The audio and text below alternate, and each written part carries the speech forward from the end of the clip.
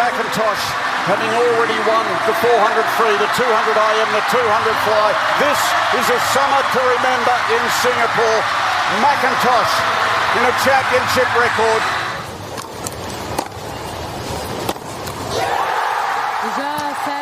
The maiden of Montreal. At just 18 years of age, Victoria Mboko completes a magnificent run to her first tour title. And that's even more special because she's done it in front of her home fans. The comeback is complete for the pride of Canada. Brooke Henderson wins her National Open for the second time.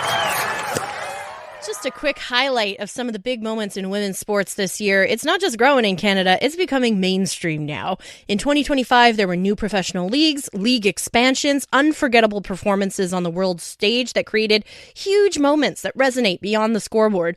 What once felt incremental now feels transformational. 2025 really was a year that redefined how Canadians watch, value, and support women's sports long term. Joining me now is Allison Sandmeyer-Graves. She's the CEO of Canadian Women and Sport. Hey, Allison, how are you? Hi, I'm fantastic. Loving that opening. There's so much to celebrate. Oh, tell me about it. All props go out to Dean, our tech producer, who put that together. I get chills listening to that stuff because it feels like 2 seconds ago that I was watching Bianca Andreescu beat Serena Williams for Canada's first major tennis title. And I had tears in my eyes watching that because it was, to me, such a huge pivotal moment in women's sports. And since then, we have come so far. There is so much to get into, but let me start here. I want to start with the PWHL because I'm a huge women's hockey fan. I used to do play-by-play in the old CWHL prior to the PWHL. So they expanded into Vancouver and Seattle this year. I think everyone knew that there was space for a well-managed women's hockey league in North America, but I don't think anyone could have predicted the immediate sold-out crowds, NHL stadiums, rapid expansion. I don't think any of us could have imagined it would move this quickly. Eh, Allison? Well, yeah, you're definitely not alone in that. But what I think we're seeing is just incredible pent-up demand. And what a perfect place for business to step in to meet that demand.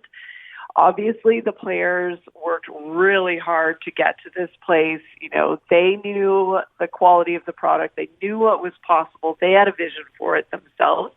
But they needed people to understand it with them and to invest. And so they've obviously got a great partner in the Walters Group with the PWHL. They're expanding, as you say. And when we look at fandom for women's sports in Canada, we know that the demand is there not only for hockey, but for many sports. More than 2 years ago, people said that 2 in 3 Canadians told us that they were fans of women's sports. And so that tells us that we're leaning in the right place. People value it. People want more of it, especially young Canadians want more of it. And so we expect that there will be a lot more success to come. We also have the WNBA expanding to Toronto in 2026, which honestly is one of the most logical expansions I've ever seen. The Toronto Tempo will hit the hardwood in the new year. But what I thought was kind of interesting is the Tempo are actually going to play 2 regular season games right here in Montreal, which makes sense when you find out that Jeff Molson, who owns the Montreal Canadiens, is part of the ownership group of the Tempo. But I've long said that Montreal is a basketball city and that we could support an NBA franchise. Would be awesome if we got a WNBA franchise first.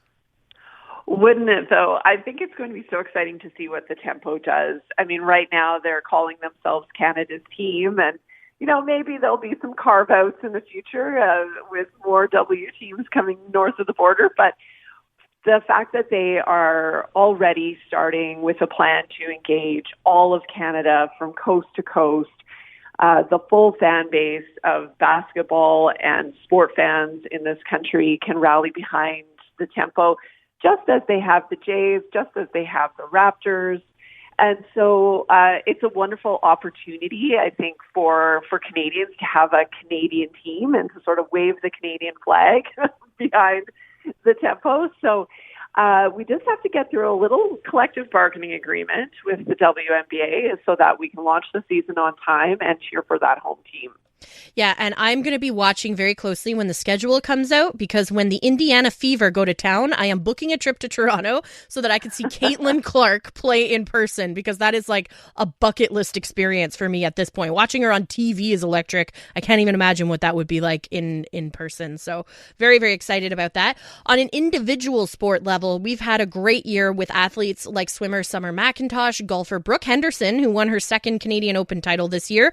Why do you think we're seeing so many Canadian solo female athletes find this much success internationally?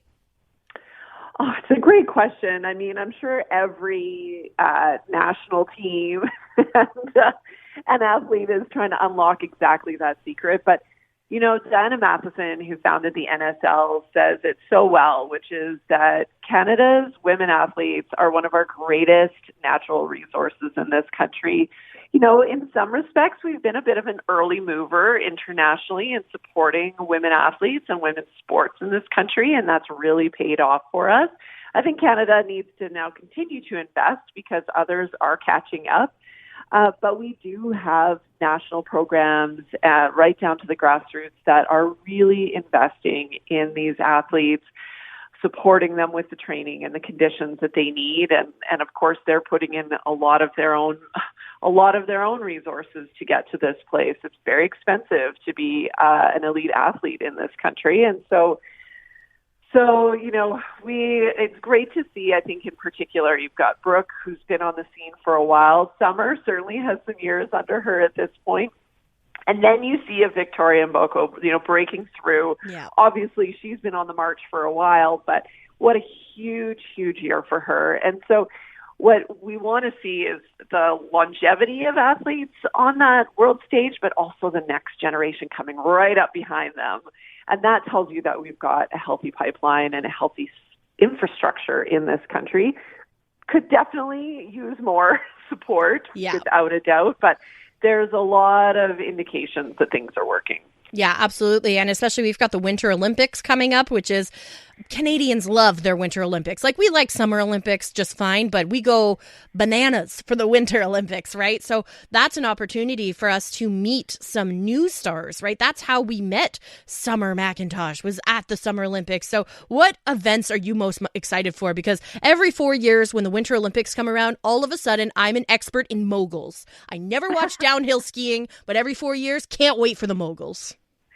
You know, that's what I love about the Olympics. It gives you an opportunity to just explore and to discover new sports and to discover Canadians who are so deeply passionate and committed to their sport. And you can know absolutely nothing about that sport and also care passionately while the Olympics are on. So it's fun. You know, the broadcasters do such a good job of bringing us all along on the journey and telling the athletes' stories, introducing us to them, their families, their communities.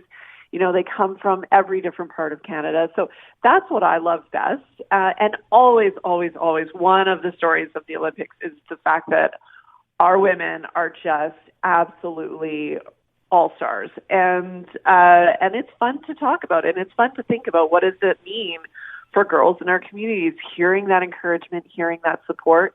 But we need to make sure that they have places to act on that inspiration. We need to keep showing up for girls in our communities too. Yeah, let's wrap up with that, because Canadians' professional women's sports market is now approaching $400 million. So this is big business at this point.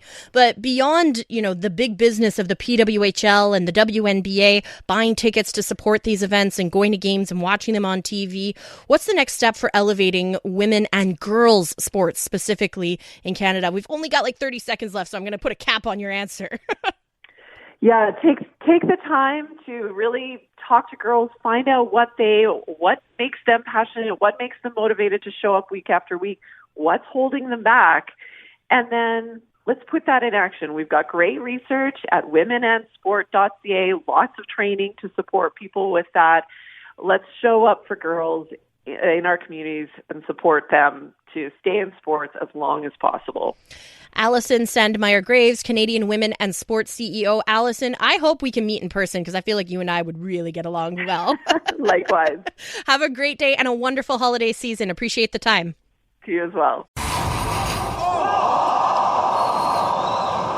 I'm Dylan Playfair. And I'm Tyler Smith. We're putting loneliness in the penalty box by talking to some of our favorite athletes about the importance of friendship. This is Bromance. Bromance is brought to you by Charm Diamond Centers, proudly Canadian-owned and operated. Charm has been part of your love stories and bromances for over 50 years. And you can find Bromance on the iHeartRadio network or wherever you get your podcasts.